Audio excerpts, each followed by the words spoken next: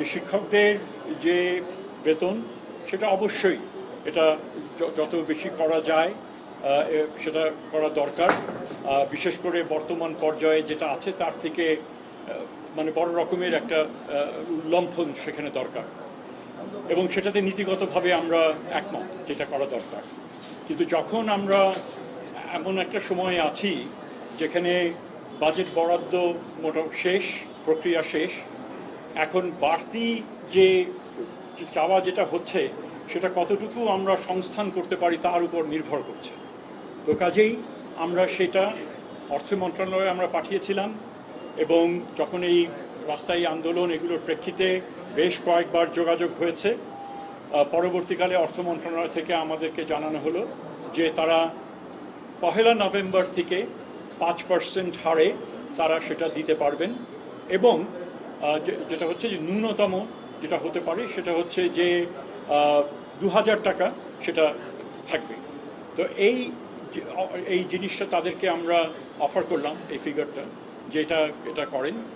তাদেরকে বারবার মনে করিয়ে দিলাম যে এই দাবিটা যদি এই দৃঢ়তার সাথে তারা যদি জানুয়ারি ফেব্রুয়ারি মাসে তারা যদি করতেন, এবং যে এক্সারসাইজ যেটা করা হয়েছিল হিসাব নিকাশ সেটার প্রাথমিক যদি তারা আমাদেরকে দিতেন বা আমাদেরকে ওটা দাবি করার পর আমরা যদি সময় পেতাম, তাহলে অবশ্যই বাজেট নির্ধারণের আগেই আমরা তাদেরকে এটা দিতে পারতাম, কর্তৃপক্ষকে, ফাইন্যান্স মিনিস্ট্রিকে, এবং তখন হয়তো এর থেকে এখন আমরা যা পাচ্ছি তার থেকে বেশি আমরা পেতাম, কারণ যৌক্তিকতা তো অনস্বীকার্য।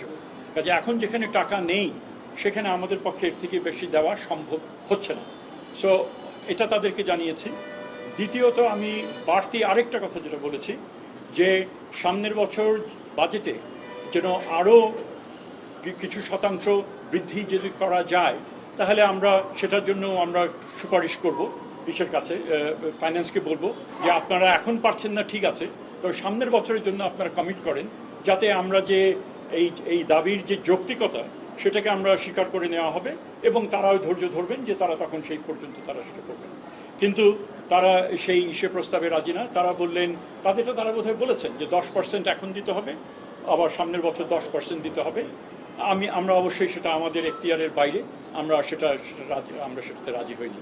তো এই হচ্ছে আমার দিক থেকে বক্তব্য। আমরা তাদেরকে বারবার বলেছি যে আপনারা যেই দাবির যে সারাংশ সেটাতে আমাদের কোনো আপত্তি নেই, সংস্থান যদি থাকতো আমরা সেটা করতে পারতাম। এই বাস্তবতায় আপনারা এটা গ্রহণ করেন। জনদুর্ভোগ করা হচ্ছে, সামনে পরীক্ষা যেগুলো আসতে যাচ্ছে এগুলো হয়তো সঠিক হবে না, এই ধরনের একটা হিসেব আপনারা যে কর্মসূচি যদি এগুলো করতে থাকে।